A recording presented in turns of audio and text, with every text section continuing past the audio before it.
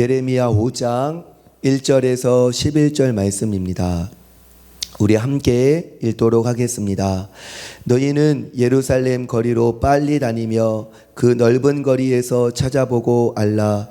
너희가 만일 정의를 행하며 진리를 구하는 자를 한 사람이라도 찾으면 내가 이 성읍을 용서하리라. 그들이 여호와께 살아계심을 두고 맹세할지라도 실상은 거짓 맹세니라. 여호와여, 주의 눈이 진리를 찾지 아니하시나이까. 주께서 그들을 치셨을지라도 그들이 아픈 줄을 알지 못하며 그들을 멸하셨을지라도 그들이 징계를 받지 아니하고 그들의 얼굴을 바위보다 굳게 하여 돌아오기를 싫어하므로 내가 말하기를 이 무리는 비천하고 어리석은 것뿐이라. 여호와의 길 자기 하나님의 법을 알지 못하니 내가 지도자들에게 가서 그들에게 말하리라. 그들은 여호와의 길 자기 하나님의 법을 안다 하였더니 그들도 일제히 멍에를 꺾고 결박을 끊은지라. 그러므로 수풀에서 나오는 사자가 그들을 죽이며 사막의 이리가 그들을 멸하며 표범이 성읍들을 엿본즉 그리로 나오는 자마다 찢기리니 이는 그들의 허물이 많고 반역이 심함이니라. 내가 어찌 너를 용서하겠느냐. 네 자녀가 나를 버리고 신이 아닌 것들로 맹세하였으며 내가 그들을 배불리 먹인즉 그들이 간음하며 창기의 집에 허다히 모이며 그들은 두루 다니는 살찐 순말같이 각기 이웃의 아내를 따르며 소리 지르는도다. 여호와의 말씀이니라. 내가 어찌 이 일들에 대하여 벌하지 아니하겠으며 내 마음이 이런 나라에 보복하지 않겠느냐. 너희는 그 성벽에 올라가 무너뜨리되 다 무너뜨리지 말고 그 가지만 꺾어 버리라. 여호와의 것이 아님이니라. 여호와의 말씀이니라. 이스라엘의 집과 유다의 집이 내게 심히 반역하였느니라. 아멘. 우리 사랑하는 성도님들, 예수님의 이름으로 사랑하고 축복합니다. 우리가 이 세상 사는 동안에 믿음으로 행하고 보는 것으로 행하지 않는다, 성경이 말씀을 하는데, 우리가 기도하는 것이나 우리가 삶을 살아가는 것이나 믿음으로 행한다라는 것이 하나님의 말씀의 가르침입니다. 믿음으로 행한다는 것은 무엇입니까? 우리의 삶 가운데에서 믿음을 쓴다라고 표현할 수 있겠습니다.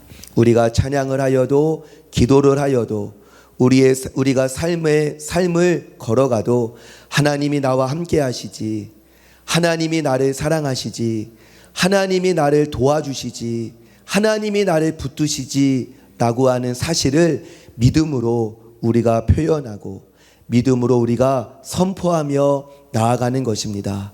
예전에 허봉랑 선교사님 우리 교회에 오셔서 집회를 인도하실 때 방언으로 많이 기도하지 말고 한국말로 또박또박 기도하라, 그러한 말씀을 지나가는 듯이 하신 적이 있었습니다. 방언으로 기도하는 것이 참으로 귀하고 영적인 큰 유익이 있지요. 그런데 또 우리말로 우리가 뜻하는 바, 우리가 소원하는 바, 우리가 믿는 바를 또렷하게 표현하고 고백하는 것에 능력이 있는 이유는 무엇이냐? 바로 우리의 표현으로 우리가 고백한다는 것이 자체가 우리가 믿는 바를 우리 마음속에서 우리 밖으로 드러낸다라는 것입니다. 하나님이 나와 함께 하십니다. 하나님이 나를 도우십니다. 하나님이 고치실 것입니다.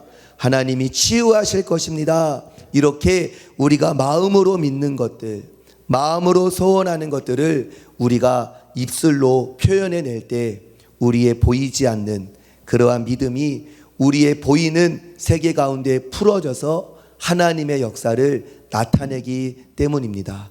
사람이 마음으로 믿어 의에 이르고 입으로 시인하여 구원에 이른다고 하였지요.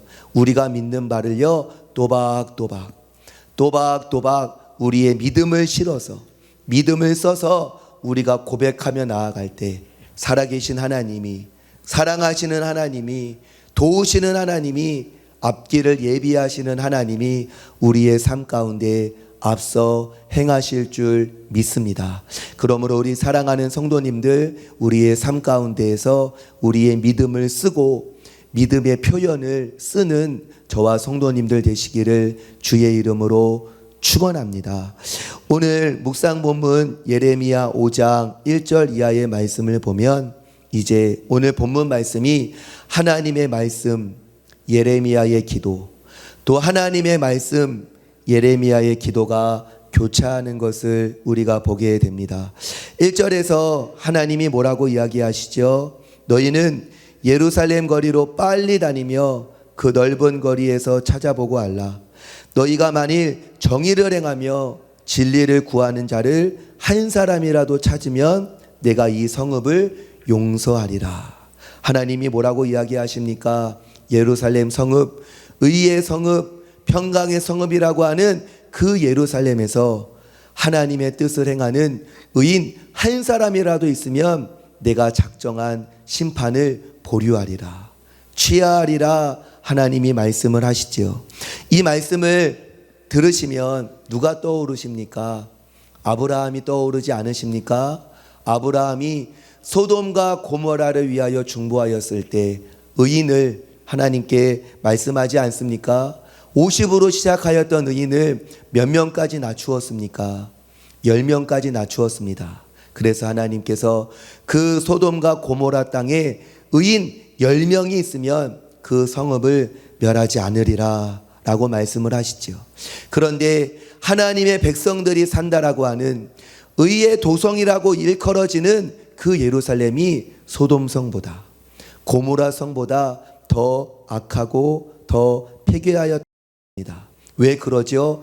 그들을 향한 하나님의 기대치가 더 낮은 것입니다. 의인 10명이 아니야, 의인 5명이 아니야, 의인 1명이라도 있으면 내가 그 성읍을 용서해 줄게. 하나님이 되려 이방인들, 소돔과 고모라 백성보다도 예루살렘을 향한 하나님의 그 눈높이가 더 낮았던 이유는 그 예루살렘, 그 하나님의 백성들의 그 어그러짐이 너무나 심하고 너무나 골맞다라는 것을 보게 됩니다. 7절 이하에 보면 그 이스라엘 백성의 타락성의 어떠한 타락의 일면을 보여주는 것을 우리가 읽게 됩니다.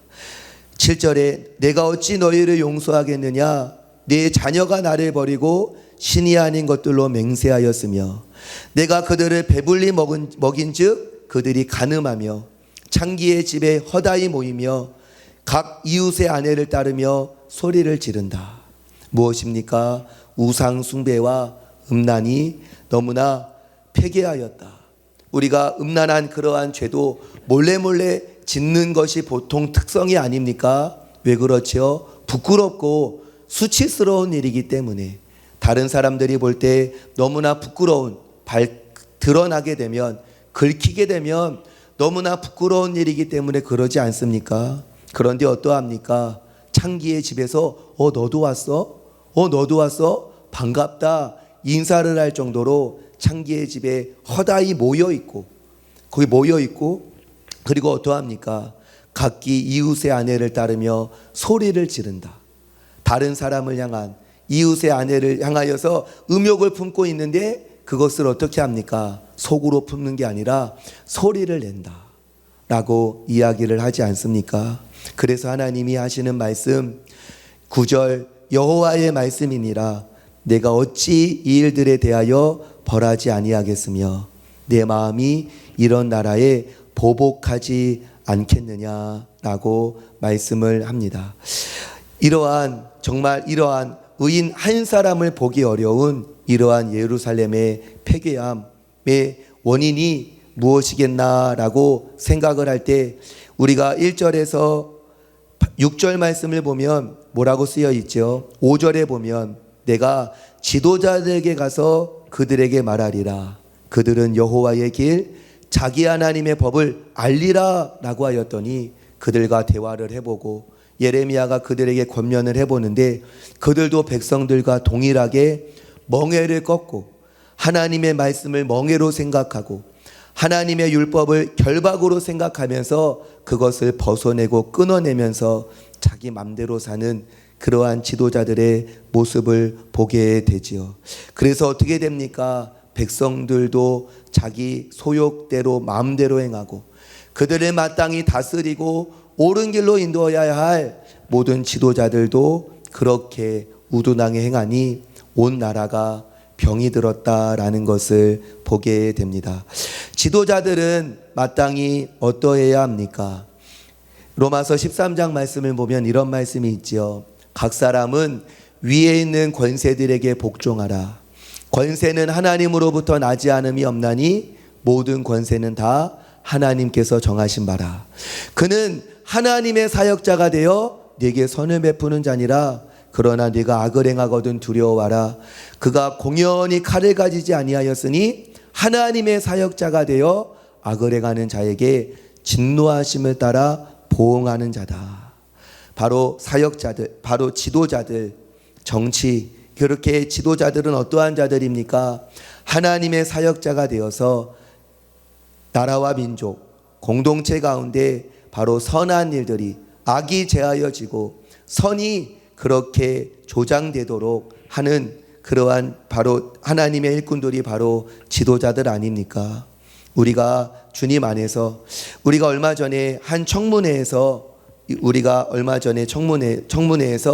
한 후보자를 너무 종교적인 신념이 강하다라고 하면서 창조론을 믿고 창조론도 학교에서 가르쳐야 된다라고 진화론과 동일하게 그리고 건강한 인권을 피력하는 그러한 후보자들을 향하여서 다른 지도자들이 질타하고 그를 비아냥거리는 그러한 것들을 우리가 보았습니다. 무엇입니까? 나라와 민족을 섬기는 그러한 지도자들이 마땅히 건강한 인권 이런 것들을 피력하는 것들에 동조하고 동의하고 그를 격려해야 할 터인데 우리가 다 그런 것들을 비방하고 비아냥거리는 지도자들을 볼 때 나라와 민족을 위하여 기도하여야겠다라는 그러한 생각을 해봅니다.